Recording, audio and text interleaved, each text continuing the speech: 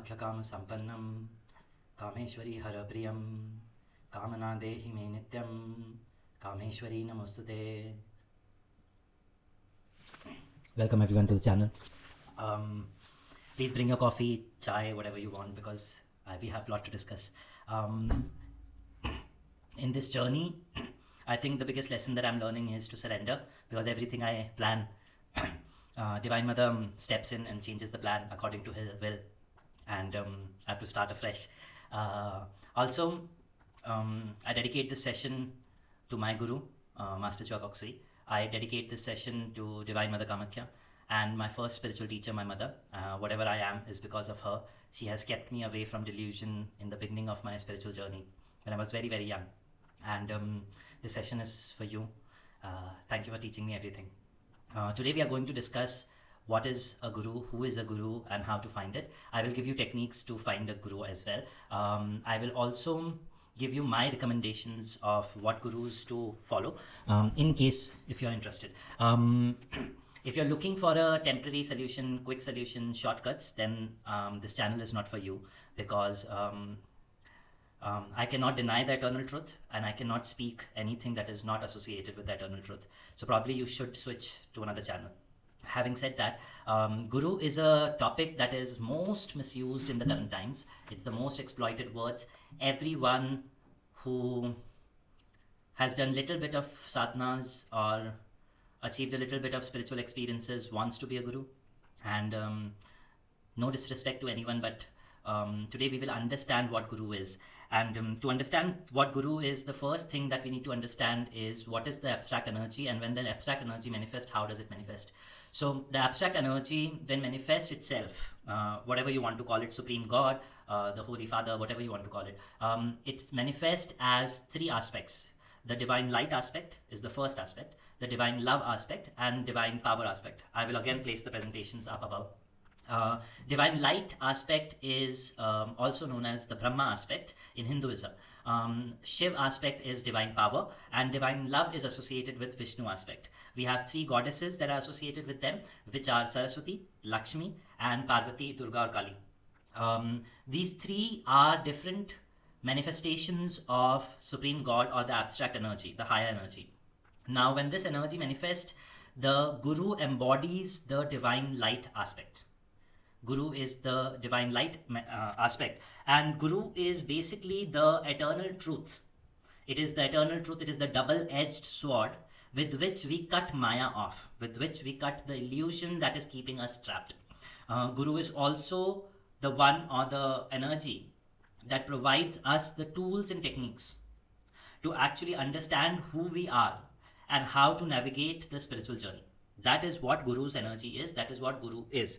Now, the Guru's energy or the truth that is revealed by the Guru comes to us depending on the stage of evolution we are in. The level of evolution, the level of understanding we are in, that is when Guru imparts us a certain amount of wisdom, because that is the only wisdom that we can digest. To simply understand it, if I ask a 5-year-old child to write IIT papers, he will not be able to write. He has to cross all the levels, understand all or imbibe all the education that he has to even appear in the paper of IIT JEE. And that development, according to the stage, comes from that intelligence, according to the stage, comes from the Guru. Now, knowing this, I want you to put your attention or observe a simple fact that how many Brahma temples are there.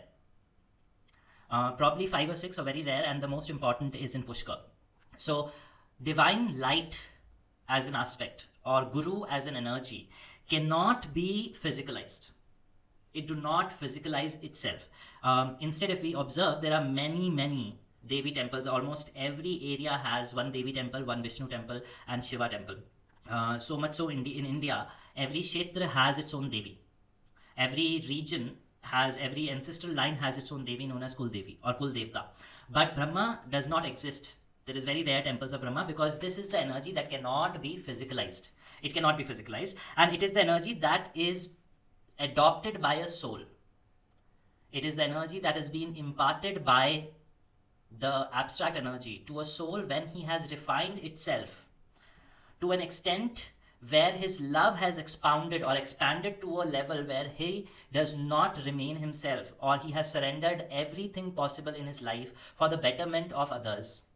When a soul when takes birth, and when he has started experiencing the love of that amount, that frequency, where his life is dedicated for the betterment of Mother Earth, for the betterment of the present civilization and the future civilization, then this energy, that divine light or the energy of the Guru, is being imparted in the same physical body, so that he can become an instrument or a channel for that intelligence to come.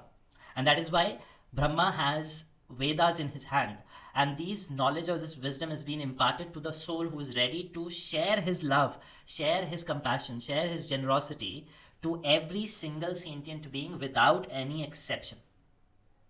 That is how divine light manifests itself. That is how Guru energy manifests itself. And that is also one of the reasons that we find that a lot of gurus appear in their later ages, because that is when they have actually imbibed or embraced that much amount of love. One of the most important characteristics to note about a guru, or let's say you have a plethora of people who are calling themselves as guru, and you want to identify who is a guru. One of the characteristic is to understand that a guru is eternal, he is timeless, and the way you see him creating his legacy is a clear characteristic of a guru. Because divine wisdom or eternal truth is timeless. What exists, what the soul truth, the truth about the creation that existed 2000 years ago or 20,000 years ago exists now and will exist in the future, and that is the prime characteristics of a guru. A guru becomes a medium or an instrument to bring that eternal truth into the now, which is very contextualized, and then leaves it behind for the future generation. So a teaching of a guru will never be irrelevant. It will always be relevant. And that is one of the ways to identify a guru. The other thing, why guru energy cannot be physicalized and why there are so many gurus that keep appearing after certain amount of years or certain amount of timeline, is because the same truth, the same eternal truth, has to be contextualized according to the evolution and the present state of mind of the people in the now. And that is why if you observe, the gurus in the past that India has seen, or the world has seen, do not appear the same way the gurus are now. Now gurus are speaking English, they are traveling, they are wearing different kinds of clothes.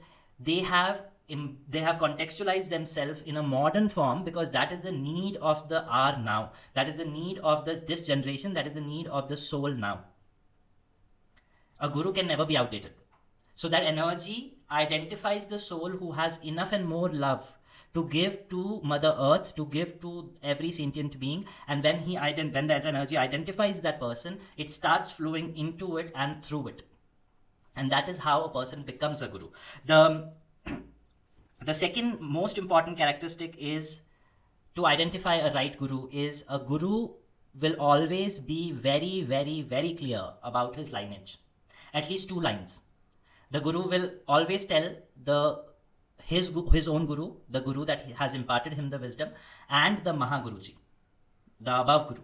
And if somebody is unclear about it or somebody hides it, then there is a flaw in the energy flow, because the energy cannot be physicalized, energy cannot be channelized until there is a clear flow of lineage, or there is a clear flow of what we call is parampara in Hinduism. This is the Hindu word, but lineage is the right word, because when the energy manifests, it manifests like a transformer. The electricity will come, the 2000 watt electricity will come to a transformer, then it is stepped down and comes to our homes, and then it is again stepped down through the adapter and then is being used by an appliance. So that whole connection has to be very clear when it comes to a guru. That is the second most important characteristics. Because I am a Hindu and because I speak in the context of Hinduism, the first and the prime guru that we all consider is Hanumanji. Why? Because Sri Hanumanji is, the first reason is he's a Chiranjeevi, which means that he's an eternal being, eternal soul. He still is alive, he still exists. The second reason is he's one of the spiritual persons who has embodied every single quality of a spiritual disciple. He is an epitome of a disciple. He has exemplified how a spiritual student should be. And that is why the energy of a guru transcends, or energy of the guru comes or translates itself through Sri Hanumanji. That is our first guru. If you are in Hinduism, that is the first prime source of guru's energy. Now, if we observe how and why he has embodied it, I will take you back to the story where Hanumanji didn't even know that Ram existed. He hasn't seen Ram. But for years and years and years, he kept on waiting and kept on chanting that one name. He kept on waiting, kept on chanting until Ram found him. And that is why we consider Sri Hanumanji, because he is such a great spiritual disciple, we consider him as the first guru of any lineage. Any parampara, Hanumanji exists as the first guru. One of the most important lesson that I also observed in my sadhana, and it was given to me, when we see a Devi Darbar coming, you might have noticed that ahead of Durga, there's always Hanumanji carrying the flag. He's the flag bearer, which clearly represents that Hanumanji comes in our life way before Devi has to even arrive. Shakti will not arrive until you become a disciple. Shakti will not come into your life until you embody that amount of patience, that amount of tenacity, that amount of trust and faith that Hanumanji has showcased to us. And that, I'm getting goosebumps right now, and that is the true essence of a spiritual disciple, and that is why Hanumanji is considered as the first guru. I don't mean to disrespect anybody, but just because somebody has done certain amount of mantras and somebody gives you a mantra, or somebody has activated a murti with his mantras, with his chants, with his yagnas, or somebody has achieved siddhi, does not make him a guru. A guru is an energy that is beyond siddhis, that is beyond these spiritual showcase and show business of capacities and capabilities that we talk about. When we look into Hanuman Chalisa, there's a line that comes, Ashta Siddhi non nidhi ke data aswar deen janaki mata. Guru is the one that imparts you these siddhis. He's not the one who showcases siddhis. He's the one who imparts it. He has mastered it all. And because he has mastered it, he doesn't have to show you or show anyone what he's capable of. And if you really, really want to tap into and understand this concept, what I'm trying to say, I want you to go back and look at great gurus. How many times Sadhguru has come to you and told you that this is my spiritual capability. I can tell your past, I can tell your present, I can tell your future. How many times Ram Krishna has come and told that, oh, this is my spiritual capabilities. This is the siddhis I have achieved. Or how many times Master Chua Kok Sui has told that, go do this animal sacrifice, your work will be done. A guru does not associate himself to shortcut. A guru's energy is very clear that a person has to clear his own karmic account with his own actions, with his own thoughts and his own words. My whole body is getting chills right now and I feel the energy coming down, but it is true. It is our ego that we achieve certain things in spirituality, and when we start teaching those little things that we know, we start calling ourselves guru, but it is not the fact. A guru is beyond siddhis. And I love this line, Ashta Siddhi no nidhi ke data, asbar deen janaki mata. The one whose mother is my divine mother is the teacher who imparts Ashta Siddhi. He's the person, he's the guru that imparts those siddhis to you. He doesn't have to showcase. The next question that most of the time comes to me and most of the time I encounter is a lot of my clients and patients, and there is a very specific reason I use the word clients and patients, is because it keeps my spiritual ego, my spiritual pride in check. I want to tell myself every single day that I am not a guru, because I am not.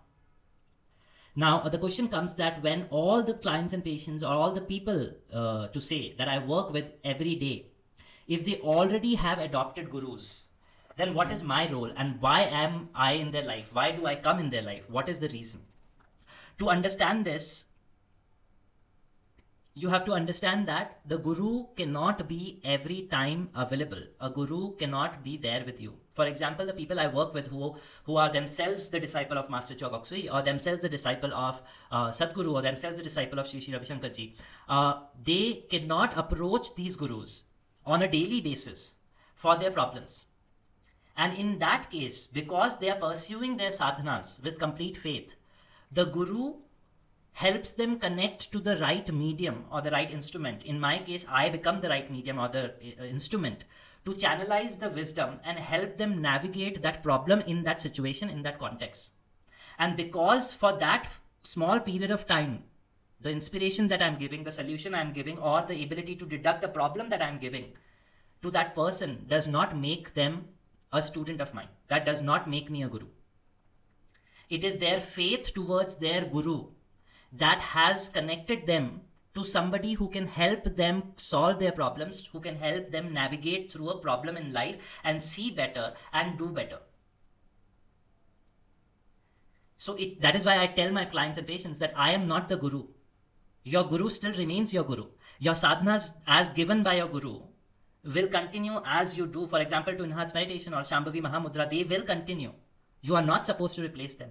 But yes, while in the period you are working with me, I'm supposed to help you release a karmic block. I'm supposed to help you navigate this journey and imbibe a new wisdom, because you cannot ask these tiny questions or you cannot deal with this problem alone and go to your guru every single day. So in that case, the people you meet that inspires you to go ahead in the journey of your spiritual evolution are just messengers, are just mediums or channels of the grace of the guru that you have adopted. We don't become the guru. And personally, I don't want to get into that spiritual pride that I am the guru, because I know myself I am not. I'm just a channel of the teachings that has been given to me or the teachings that I have imbibed in my journey.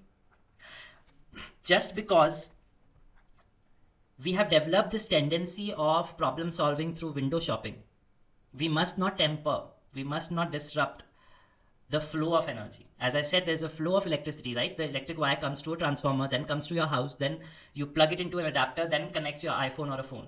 It's because this flow has to be maintained. And I become that adapter for you, or anybody for that matter becomes that adapter. There are gurus who has actually tapped into the eternal truth, who have been creating a legacy, and they remain their pedestal. At their pedestal, they remain at their position of guru. We become a teacher, mentor, a guide, or maybe a senior co-disciple. Now, to understand the next question better, which is a very commonly asked question, that how do I find my guru, Shaurya? There are people who have gurus, but if they don't have guru, and when they come to me and their spiritual journey is starting right now, I tell them that automatically my guru becomes your guru. Because I am the first person who is initiating in your spiritual awakening. I am the person who is leading you to this awakening. My guru, which is Master Choka Kosui, becomes your guru. So you need to connect directly to him. But the tricky part is that you cannot find your guru. The guru will come to you, he will find you. We again go back to the story where Hanuman chanted and chanted and chanted and waited until Ram found him. That is how it works. I also will take you back to the story where Paramhans Yogananda, and I hope you guys have read Autobiography of a Yogi. It's an amazing book. You must read. Every spiritual disciple must read that book. Paramhans Ji kept on running away from his house, kept on looking for gurus, one door, another door, another door. But until he was ready, the guru didn't appear. He failed, he came back to his house, and he again started the regular life, and then again ran away, and then again came back and continued his journey. But the guru didn't appear. Because guru only appears when you have evolved yourself to a level to even understand the wisdom that the guru will impart. There is a supreme intelligence that you want to tap into. Before that, you have to clear some karmic blockages. Before, we have to clear certain limitations of ourselves. Until that point, guru will not come. It is not something that you can order on Swiggy. It is divine potential that you want to tap into. And when you find it, you will surrender everything to the guru. So you should be ready for that complete surrenderance. If we find ourselves questioning, if we find ourselves doubting, then how will guru appear? It's like Sita could have gone with Hanuman when Hanuman came to pick him up. But she didn't. She waited for Ram to come. The patience and unending trust is the only way to attract guru in your life. That is the only key. There's no shortcut to it. There's no shortcut. Now the next question comes that, okay, if I don't have a guru and I understand that I have to keep patience or be patient, then what should I do to attract a guru? The simple thing to do is you start a certain simple upasana, simple practice with whatever deity you align yourself to. You align yourself to Ganesha, you align yourself to Kamakhya, you align yourself to Jesus Christ, whatever you feel right. You start that prayer and you light a diya. And when you're lighting a diya, you say that this light represents my Guru. This represents the wisdom of my Guru. Because Guru is what? Guru is the one that removes darkness from our life. So you light up a diya and you do the prayer and take an oath that please present me your divine intelligence, your divine wisdom. I'm waiting for you to come in my life, to guide me. What it will do is, it will start sending you signs, it will start sending you inspirations, it will start sending you people that will guide you or nudge you towards your spiritual development. Because you have to be ready to meet your Guru. So all these people, which I term as teachers or mentors or guides, will start coming in your life. And you will start taking few steps into your spiritual journey. When you start taking these steps, the most important thing that most people fail is they fall in love with the messenger. They fall or they get attached to the messenger. The messenger has been sent to you to learn a certain lesson and continue your meditations, continue your sadhana as usual.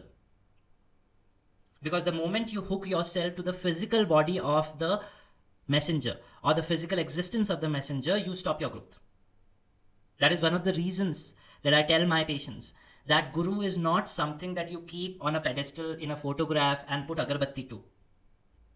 Guru does not exist in the physical body. Guru exists in the teachings. You don't keep a photograph, but you read the books that Guru has written every single day, even if it is one page. You meditate what Guru has given you. If you have given a mantra, if you have given a meditation process like Twin Hearts, Shambhavi Mahamudra or Yes Plus or breathing exercises, you do it. Guru exists in those activities, in those teachings. He does not exist in the picture that you have kept. And that is where a lot of my patients or clients get blocked. Because they just think that by keeping a photograph and by praying to them, their problems will be solved. No. Guru does not exist in a physical embodiment. For example, if Sadguru will not stay in his physical body, Shambhavi Mahamudra will still continue. Master Choa Kok Sui is not in his physical body, but healing protocols and Twin Hearts meditation still continue. Ram Krishna Ji is not in his physical body, but the teachings of Bhakti Yoga that he has given still continue. Because the Guru is in the essence of the Guru lies in the teachings, not in the body. If you see just the body and attach yourself, you will get blocked. You will not progress. So take an oath, light up a diya, take an oath that please guide me, give me the wisdom, give me the signs, give me the mentors I need to reach you. And they will come. And we don't have to get attached to them. We have to learn our lessons, take the help, take the guidance that we need, and go back and resume our sadhana. If we have doubts, we again go back and ask the questions to the guide and come back and do our sadhana until we find the Guru. And when you find the Guru, your soul and the body will tell you. It's a magical experience when you find your Guru. So you will know. Nobody needs to validate that. As I said, patience and trust is the most important thing to attract the Guru. The last question that comes most often is, what if my Guru is not in the physical body? What if I have found my Guru, but he does not exist in the physical world now? He has taken samadhi. In that case, what should I do? And it is a very valid question. Again, in this case, there are two ways or two paths to approach it. One is you take an oath in your sadhana that I will continue with the teachings given to me by my Guru, and I will not accept any other physical Guru. In that case, what will happen is the Guru will start coming to you in your meditations, in your sadhanas. Guru will start appearing in your dreams and start teaching you and guiding you. Use your discernment to validate those concepts. Every teaching that has been given to you in your dreams and your meditations can be validated with scriptures, because scriptures hold the real truth. They are the essence of the truth. So that will be validated. The second thing that you have to validate is that is there any harm to any being that I'm causing through the next step that has been revealed to me in my meditation? Because the eternal truth is there will be no harm to any other being. The cost of your spiritual progress will not be on any other being. Because we all are one. We all are souls. So your spiritual progress will not be costed upon killing an animal or hurting other person or stealing from other person or disappointing other person. That is the second parameter you need to check. Now the second way to handle this problem that my guru is not in the physical body, what should I do, is that while you are meditating, while you're guiding, you are doing the processes given by a guru, you go and tell in your sadhana, let's say you take a 11-day cycle every month, and that cycle is dedicated to telling your guru that you start the cycle by saying, or you can, I would call it in Hindi, we call it sankalpa or pran. I call it, for ease of understanding, I call it that you take a 11-day cycle with a specific intention. That is what I call it. So you take a 11-day cycle with a specific intention that, Guru, I am finding it difficult to navigate my journey without a physical embodiment of your energy. Can you please send somebody who can help me guide in this journey? The guru will automatically send the next person in command. He will send the next person in command. There's no doubt about it. I will also share how I have worked with this kind of energy and how I have received my signs and symbols. My personal story has to come out, and I'm waiting for the inspiration to come. But that is another way of handling it. You do a 11-day cycle in every month with the specific intention that please send me a physical embodiment of your energy that can help me navigate ahead, because I am finding it difficult to interpret the messages or the signs that you're sending me, because it is not my capacity to interpret your wisdom which you are giving me in the meditations. Can you help me with a physical guru? And the next line of the guru will automatically appear. You will get a reference from a friend, or you will by chance you go and you meet somebody and you will immediately click and you know that, oh, it is a complete resonance with my guru's teachings and I think this is how I want to pursue it. And for the next phase of your life, that person will guide you, that person will navigate you, and then slowly that person, when the time will be right, he will automatically disappear. And that is how it works. He will automatically disappear. When you are capable enough to handle the wisdom given by the guru automatically, when you don't need a physical embodiment, that person will automatically disappear. He will not stay and he will not ask you to worship him like a guru, because he knows that he's been sent.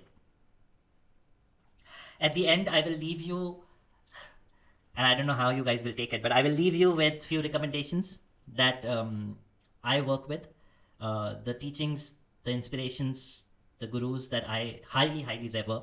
I want to make it very, very clear that because I have taken an oath that I will not absorb or adopt or accept any other physical guru.